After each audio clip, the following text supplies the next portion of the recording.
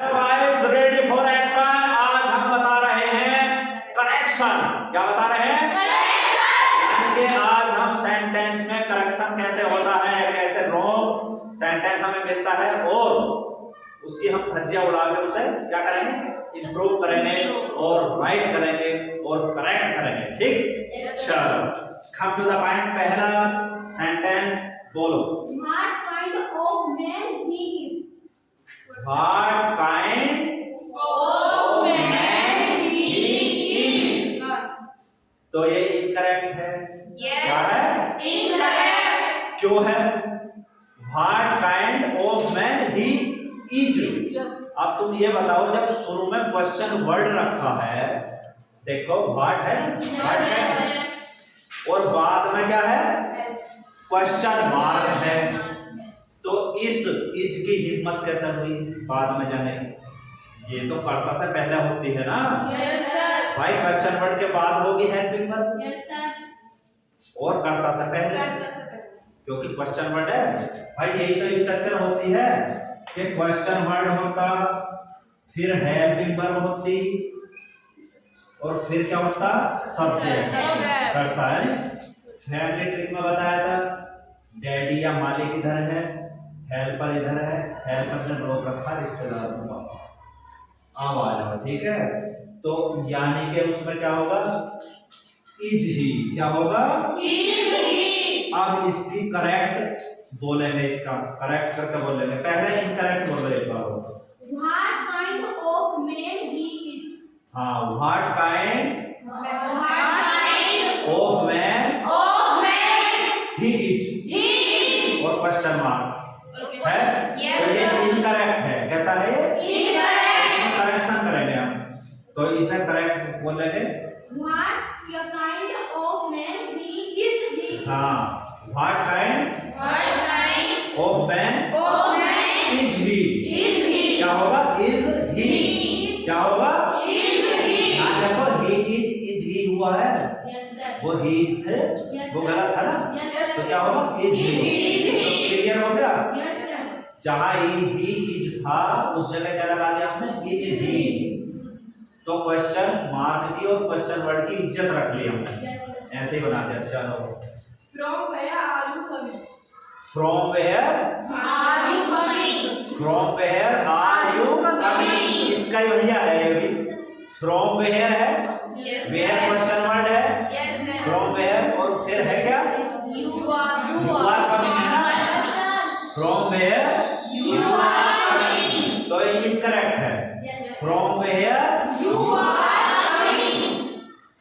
तुम कहां से आ रहे हो, तो जब कहां से है तो फ्रॉम वेयर तो हो गया क्वेश्चन वर्ड। Yes, sir. उसके बाद क्या आएगा, यू आएगा या आर, ये बताओ, है ना। Yes, sir. भाई क्वेश्चन वर्ड के बाद हेल्पिंग वर्ब आती है ना। Yes, sir. तो इसका करेक्ट बोलेंगे from where From where are you coming, are you coming? From where From where are you coming. are you coming? तो यानी कि हमारा करेक्ट हुआ आर यू।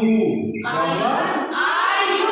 हो गया। Yes, sir. जहाँ जहाँ मैं वही लिख रहा है, जहाँ जहाँ हमारा करेक्ट हो गया। ठीक, फ्रॉम वेयर कहाँ से, आर यू कमिंग, तुम आ रहे हो। ठीक है, Yes, sir. चलो next. If I were he, I should not go. अच्छा, इफ आई वर ही, यदि मैं वह होता या उसकी जगह होता। Yes, sir. इफ आई वर ही, तो फिर क्या है, I should not go. I should Not go.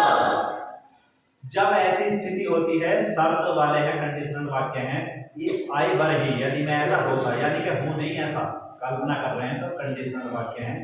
तो इफ वाली पार्ट में, इफ वाले हिस्से में क्या लगेगा, हर कर्ता के साथ वर लगेगा।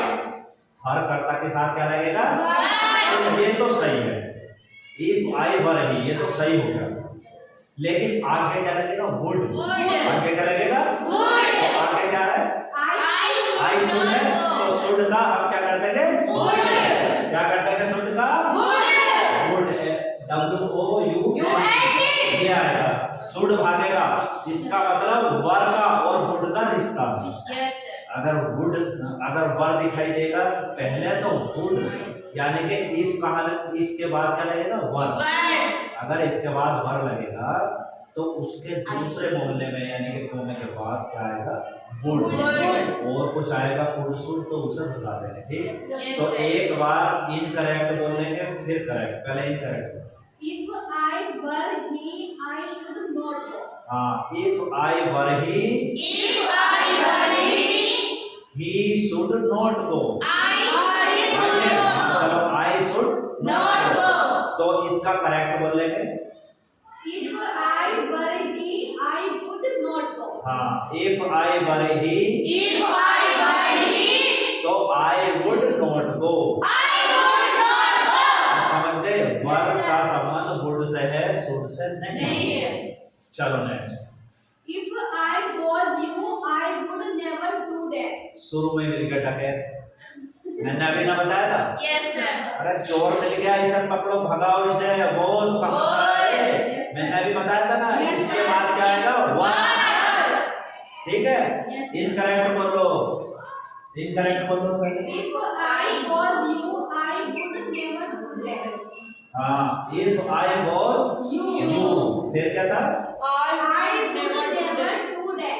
I would never do that। यानी कि मैं अगर तुम जैसा होता वो काम नहीं करता। तो देखो सुनो, वो सब पहले वाले मैंने आगे क्या बताया था? if के बाद वाले में वर्ब होता और उसके बाद वाले में वुड होता।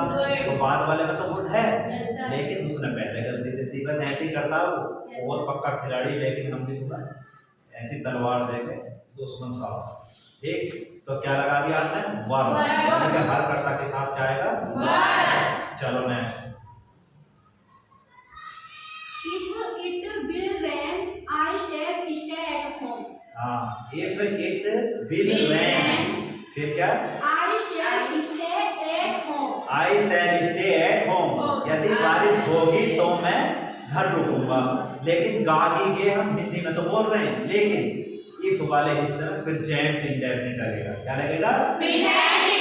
यदि बारिश होती है तो मैं ऐसा करूंगा, तो मैं नहीं आऊंगा। आप समझ गए? होती है तो वो जो विल है उसे भगाओ।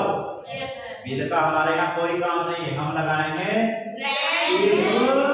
इट और रैन में ऐसा लगेगा प्रेजेंट इंडेफिनिट टेंस का आगे, क्योंकि इट एक वचन है, रैन शुद्ध है। यदि बारिश होती है तो मैं नहीं जाऊंगा। तो बोलो इसका इनकरेक्ट बोलो पहले। If it will rain, I shall stay at home. If it will rain, I shall stay at home। It is wrong sentence। ये कैसा है? गलत। तो इसे सही करेंगे ना? करेक्शन करो, करेक्शन करके। If it rains, If it rains, I should not go। should है ना? I shall I shall not go home। कुछ पढ़े, I shall not go home, उससे कुछ नहीं। हमें क्या ध्यान रखना? रेंस लगाना। हमें कहाँ ध्यान रखना? और उधर शुड आया इसमें, ठीक है? लेकिन वर वाले में क्या आएगा? वुड आएगा। आगे वर होगा तो पीछे वुड, ध्यान रखना। Yes, sir. चलो, If you will come to me, I shall go with you. फिर ऐसा ही, if you will come to me, यदि तुम मुझसे मिलने आओगे तो I shall go with you, तो मैं तुम्हारे साथ चलूंगा या चलूंगी। लेकिन फिर वो एक गलती कर दी, विल होगा ना बस। अरे if के बाद क्या लिखोगे? if के बाद विल तो भागेगा। if you come, क्या आएगा? यू के बाद क्या आएगा? क्योंकि ये बहुवचन है, प्रेजेंट में बना तो ऐसा नहीं लगा इसमें कम। समझे? फर्स्ट फॉर्म आ गई। तो इफ यू कम, यदि तुम आते हो, इसका अर्थ if you come to me, यदि तुम मुझसे मिलने आते हो तो का फॉर्म लगा होगा। फिर आई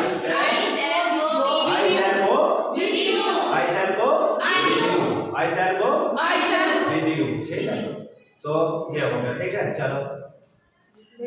This is one of the most remarkable events that has happened this century. हाँ, तो इसमें तो सुनो, इसमें इतना समझ लो, जो एवेंट्स है ना, एवेंट्स EVENTS है, एवेंट्स और इसमें लग रहा हैज, क्या लग रहा है इसमें हैज, लेकिन एवर्ड्स के हिसाब से हैव आना। यस, एवर्ड्स माने घटनाएं, बहुत सारी घटनाएं।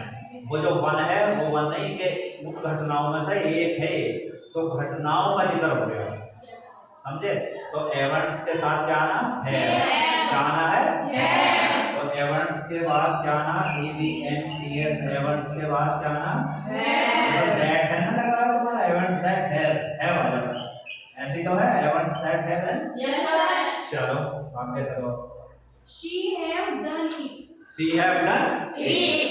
देखो सी हैव डन, अजीब सा ना लग रहा है Yes, yes, सी के साथ क्या आना, Has. क्या आना, Has.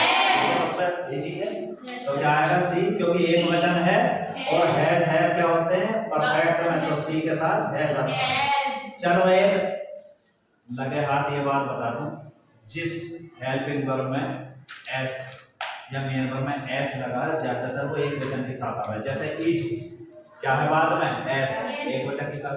Yes, sir. डज क्या है बाद में एस, एक वचन के साथ। हैज एक वचन के साथ। ठीक है, बस तो समझ गए, जिनके बाद एस है वे सिंगुलर के साथ, एस सिंगुलर के साथ, एस सिंगुलर के संग। As. अब ऐसे पढ़ो सब रह जाएंगे दम। Thanks for watching.